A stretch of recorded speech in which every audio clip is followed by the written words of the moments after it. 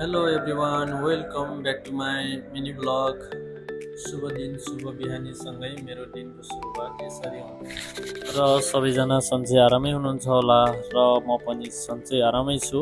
बिहान उठिसकेपछि चाहिँ बेड बिस्तारा चट्ट मिलाएर राखिसक्यो। मेरो बिर्सिने बानीले चाहिँ धेरै गाह्रो भएको छ यार। अब कोलगेट ब्रुस खोजिरहेको छु बिहान उठ्दा। अब कोलगेट ब्रुस निकालेर म चाहिँ फ्रेस हुन निक्लिनु पर्ने हुन्छ। आजको बाहिरको माहौल के कस्तो छ म हेरेर हजुरहरूलाई बताउने नै छु। आजको बाहिरको भाइब्स चाहिँ कडा छ यार। अब के गर्नु, उठिसकेपछि फ्रेस हुँदै अलिकति झिल्के पनि त हुनु पर्यो।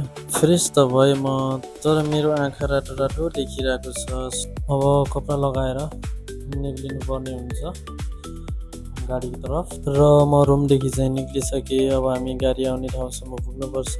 साथीहरूसँग नि भेट भइसक्यो। हामी चिल मार्दै जाँदैछौँ दुबई हिल्सतर्फ। केटाहरू चाहिँ सबै चिलमा छन्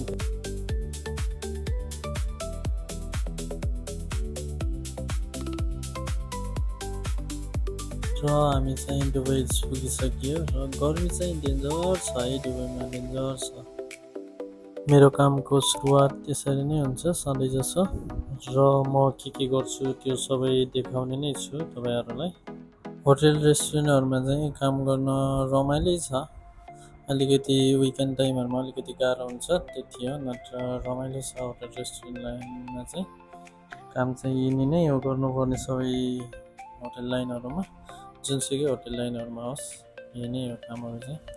तर यो भिडियो बनाउनलाई चाहिँ मैले थोरै डराइ बनाइरहेको थिएँ, किनकि होटेल रेस्टुरेन्टहरूमा ड्रेस लगाएर भिडियो रिल्स बनाउन अलाउड त हुँदैन।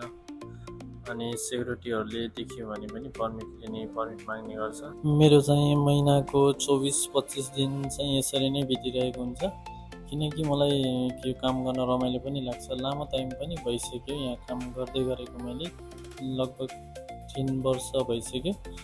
तर देख्दा यो काम चाहिँ शक्तिमान टाइपको भए पनि, तर अलिकति गाह्रो चाहिँ हुन्छ यो स्टार्टिङ टाइममा।